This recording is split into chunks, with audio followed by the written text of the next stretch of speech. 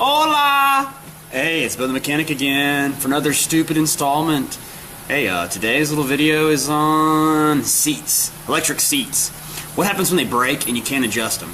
This happens a lot. Most new cars nowadays actually have electric seats, you know.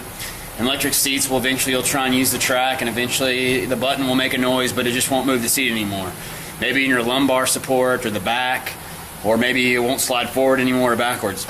Well, my aunt actually brought me her car yesterday, and of course her seat is broken, and it's broken in the most close to the steering wheel that you can possibly even get. I don't even know how she made it here.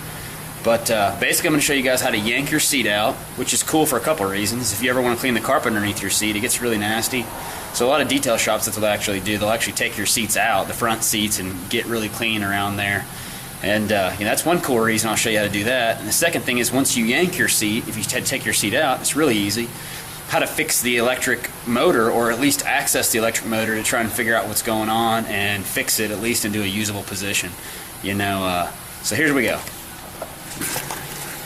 There's the seat. I already yanked it out. Here's the car running in the background. I got here this morning. I yanked the seat out. I'm just going to show you guys how easy it is, okay? This is what I was talking about, how nasty your carpet gets, man. If you guys don't, you bring it to a detail shop, like lots of times, Coke and crap gets spilt, you know, as you can even tell. Coke will get spilled and get all on the carpet, and food and nastiness and change, and it just gets really nasty. So you bring these to a detail shop a lot of times. They'll yank the seats out for you. They'll clean everywhere underneath there and bleach the carpet. It's just 100 times easier with the seats out. And they're really easy. So here's how they come out. As you can see, I didn't even really move the bolts out of here. There on this specific Ford, there's just half inch bolts that just sit right in here. Unthread them and yank them out. There's 4 of them. There's 1, 2, 3, and 4. And then that bolt back there is your seat belt. So I took all 4 of those free. And there's 2 plugs on this specific car. This is your supply and your ground from your electric seats. These 2 supply lines right here. And this one right here goes to the seat belt, I'm pretty sure. So you just basically unplug both those. Now I knew when I got here, I messed with the seat a little bit and it was stuck all the way to the forward position. So I knew after messing with it for 10 minutes or so that I couldn't get it to go back on its own. Well, let me show you why. This happens, like I said, a lot to a lot of these older electric seats. Okay, this is the seat upside down. And how the seat works is, okay, it's got these 3 electric motors, okay? This motor right here, the first one that you can see, runs all the way to these tracks, okay, in the center. You can kind of see in there, there's a screw.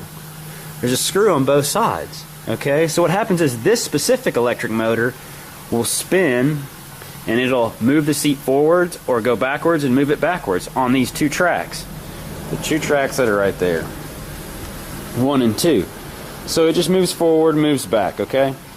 The 2 other electric motors, one is obviously right here, as you can see, moves the back of the seat and will raise the back of the seat back and forth. And the other one I think is for lumbar support and helps adjust your lumbar, which is like kind of in the middle of your back. But so basically that's what happens on these things, is eventually these electric motors just go out. They just eventually, the contacts wear out and the brushes wear out, or they'll just cook themselves. The windings will cook themselves. So like I said, so how am I going to fix it? Well, I'm going to actually take this electric motor off, and I'm going to thread this back manually until I can get her seat back in a position where she can actually drive, and I'll just leave it like that. You know, if I was actually working for the Ford dealership, I would end up just replacing this electric motor. But I don't, so whatever. So here we go. I'm going to yank it apart. I'm going to readjust the seat to the back, and I'll show you guys how I did that in a second.